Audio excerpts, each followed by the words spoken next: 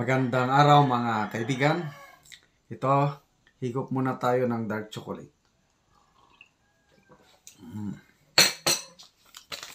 So, dito kayo mag-contact, mag-order kung gusto nyong matikman. Ito na po ang pinakamasarap na dark chocolate na natikman ko. 100% pure, organic, tablia from Bukidnon. Okay, pag-usapan natin yung alleged baho ni Speaker Romualdez na isiwalat. Ay ngayon, galit na galit siya. At pinatawag niya sa kamera ang nagtatanong lang. Yung programa po ng SMNI, yung Laban para sa Bayan ni kay Eric, Dr. Lorin Badoy.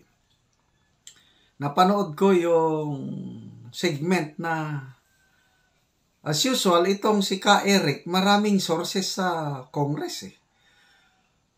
Si Ka Eric ang nagsabi na nakatanggap siya ng balita, alleged, na nakipag-alyansa si Speaker of the House sa Makabayan Bloc. Sisirain si BP Sara, in exchange, mabibigyan ng initial funding na $40 million. 40 million pesos, initial project. Yun.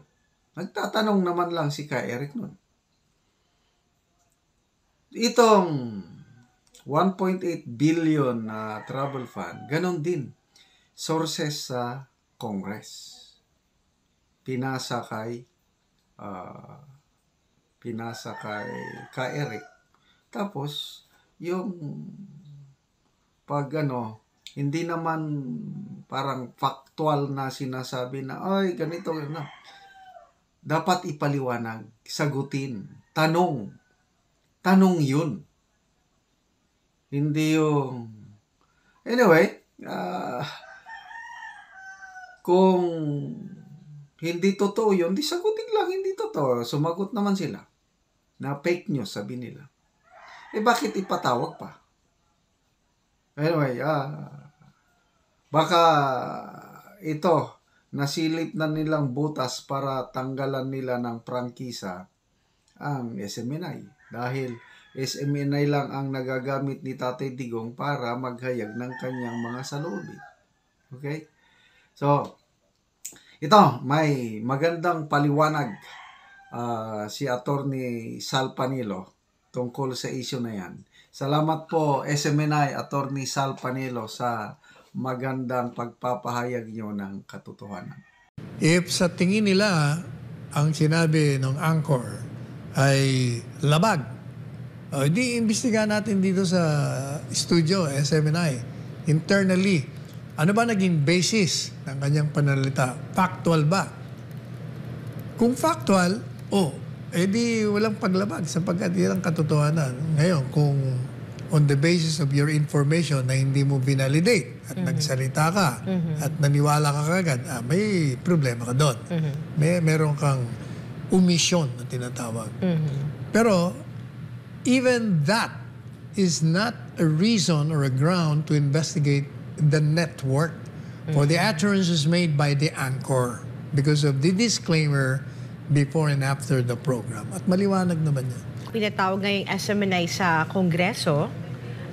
Do they have grounds, Attorney Sal, para alisin ang franchise sa SMNI? Unang-una, teka muna. Yung assuming na yun nga ang sinabi, na sinasabing 1.8 billion funds ang travel na ginastos. Anong kaugnayan ng SMNI dito sa nagsalita? Tandaan po natin, yung ating mga programa dito, lalo na yung mga commentary shows, mayroong disclaimer before and after. Sinasabi, the views and comments expressed in this program are not necessarily those of the management and staff of this network.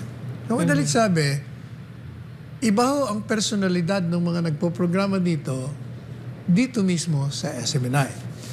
Now, on the assumption na masama o labag sa batas whatever, etiquette ang sinabi ng isang anchor, then, ang gagawin ng studio is iimbestigan siya internally.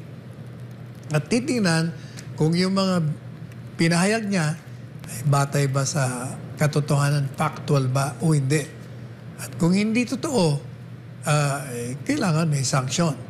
But that is not a reason to investigate SMNI for alleged violation, sapagkat wala pong kinalaman ng SMNI doon sa mga anchor. Lalong-lalo na may disclaimer before and after the program. Alright. Attorney Sal, ito na po yung tamang video. Panoorin natin to. Kay Speaker Martin Romualdez, 1.8 billion ang travel cost niya. Nako. 1.8 billion pesos. For how long?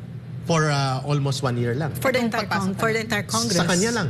Sa kanya lang? Oo, kaya nagtatanong itong ating source from Congress. Is it true? 1.8 billion. Sabi niya, pakitanong ka, Eric, at paki-explain din.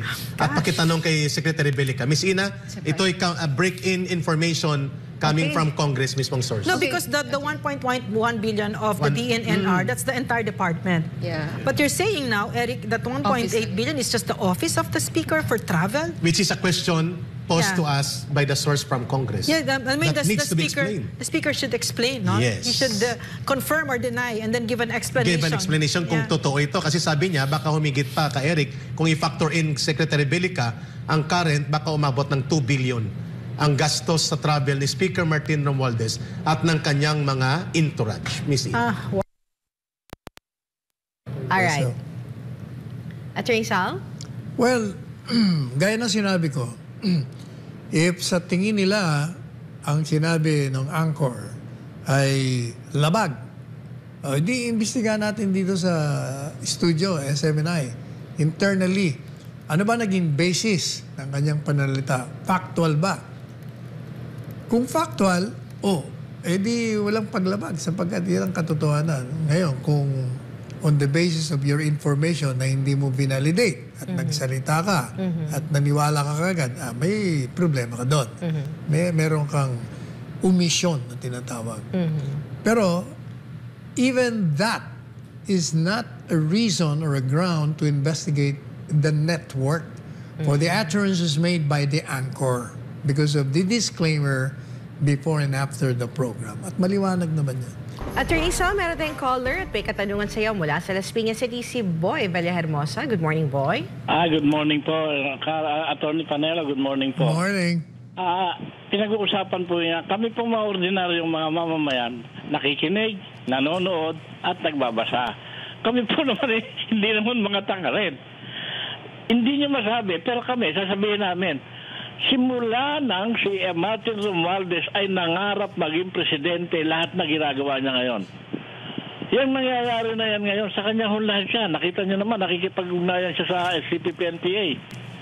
At yung sinasabing 1.8 billion, yung mga vloggers po sa loob, naririnig ko na po yan. At meron pang isa, hindi binalita rito ng mainstream media natin na meron pala siyang tinanggap na pera sa Okada at itinanggi niya.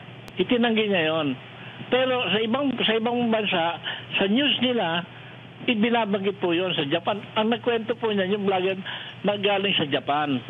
Sila po yung nagkwento. Ngayon kami po nakikinig lang, nanonood. Ang hindi po namin gusto, ang hindi po namin maintindihan, bakit po hindi masaway ng Pangulo yung pinsa niya? Hindi, ano po ba talaga ang pinangahawakan ni Martin Romualdez kay Bongbong? Kasi hindi po namin alam kung ano po talaga. Kasi unang-unang dapat magre-react sa nangyayaring itong lahat ito. Pati SMNI pinag-iinitan. Isa pa tong grabing nanggaling dyan sa SMNI na si Mike Abe. Marami rin sinasabi. Marami rin pinupuna. Ay karapatan niya naman yun. Pero kami nanonood lang at kami nagkokomento. Hindi po tama na makinig lang ang Pangulo. Pati yung anak niya nagsalita, kinampihan pa yung... Ano po ba talaga ang dahilan ng ating... Yun lang po gusto naming malaman. At isa po gusto naming malaman, yung listahan po ng mga nagpirma ng resolution. Lahat ng resolution na ginagawa nila. Pati yung kay Ontiveros, gusto namin pong malaman kasi pagdating po ng eleksyon, pwede po kaming magkaisang lahat. at manawagan man ng dating Pangulong Duterte ng pangkalawakang magrarally, sasama po kami lahat. Kasi po hindi na po tama yung nangyayari ngayon. Pangulong Bongbong Marcos, please, ipaliwanag mo sana sa amin kung ano yung dahilan mo at hindi mo masawa yung pinsan mo at yung anak mo at yung asawa mo. Please lang, kami po nanonood lang, nakikinig. Nakakapiko na po. Maraming salamat po. Alright. Piko na raw siya. Alam mo yung meron akong sasabihin tungkol doon sa 1.8 billion na di umano. Napakadali lang namang patunayan yan kung totoo o hindi. Kasi sabi na, hindi totoo. O hindi pakita nyo, yun nga sinasabi ni Presidente Duterte, di ba? Open the books. Pakita nyo kung... So this is the right time to go into. Magkano ba yung travel? Ngayon, pag nakita doon sa record na hindi naman pala gano'n, may omission. May pagkakamali. Kaya, pero, may pagkakamali man, kaugnay dyan, hindi pa rin kasama ang network dyan. Personal ang magiging omission ng isang anchor ng anumang network. Pero Attorney Sala, yung naging privilege speech ni Congressman Suarez para po daw sa spirit of transparency at sinabi din niya sa dulo ng kanyang statement, hinihingi niya dapat gumawa ng public apology ang SMNI kasi parang tinitaint natin yung Kamara de Representative, of course, the Office of the Speaker, na corrupt sila. Una-una, yung nagsulong na resolution, sasabihin niya, the accusation that the Speaker has 1.8 billion is wrong. It is a false information. Dapat, if I were the one delivering a speech, I will open the records. The truth of the matter is, he spent only a few millions. And this is the record. Iyon ang maganda. Makikita mo na, hindi naman pala tama rin yung akusasyon. Kailangan ganon. Hindi pa pwedeng, wrong yan. Wrong. Nasaan ang prueba mo na wrong? Alright.